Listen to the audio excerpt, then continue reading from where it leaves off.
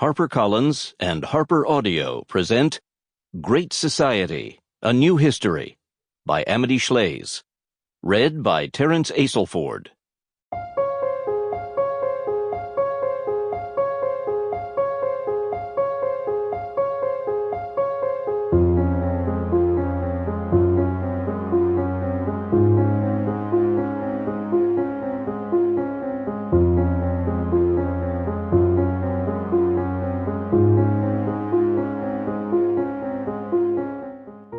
A note before we begin. To view the appendix to this audiobook, don't forget to download the accompanying enhancement PDF from your audiobook provider, or go directly to www.harpercollins.com/audio/Great Society.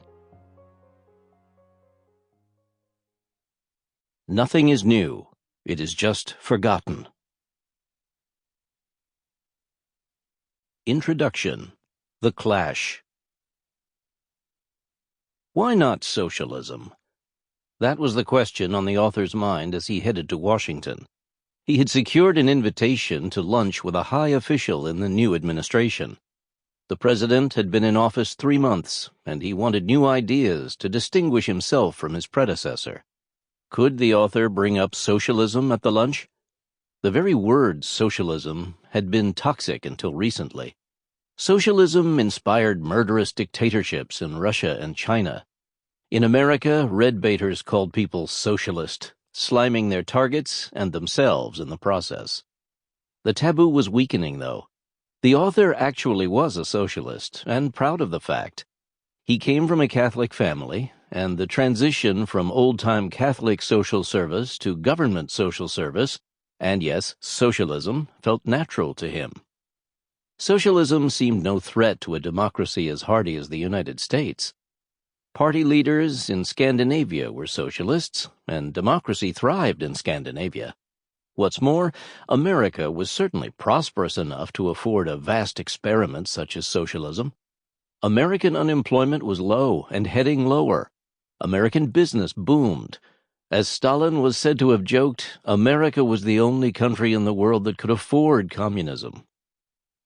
Socialism could work within one of the major parties. The Democratic Party should be socialist. To fail to try out socialism was to lack compassion. Still, the author was not fresh out of college. That month he turned 36, plenty old enough to see that socialism might sound too controversial for the White House. The writer could, however, pitch ideas that took the country toward socialism. In a recent book, the author had itemized the kinds of reform America needed. Laws that backed up organized labor so it might represent a greater portion of the American workforce, including black Americans or immigrants from Mexico. Higher minimum wages. The current levels were a cruel joke.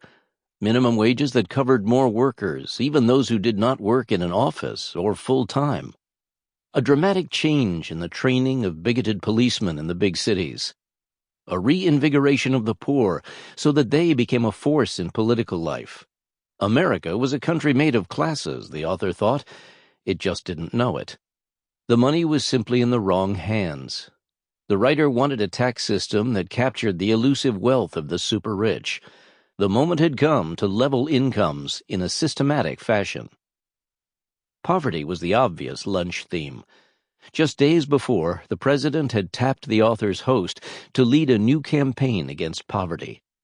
In his State of the Union address, the president had told the country he wanted not only to alleviate suffering, but to actually cure poverty. No American leader had ever taken on poverty in this way before. There wasn't even a real poverty office yet, so the new poverty czar worked from a suite at the Peace Corps, which he also headed. The focus of the author's book was the cycle of poverty in one region, Appalachia. The man had also seen poverty in the city where he grew up, St. Louis. In St. Louis, the poverty was in part caused by government plans gone wrong, as in the case of the bulldozing of streets people loved in the name of moving them into public housing slums they didn't love. America, the author thought, should invest billions to abolish poverty. It was incredible that America knew so much about poverty and had done so little. The state governments could not do this work. Sample complete. Ready to continue?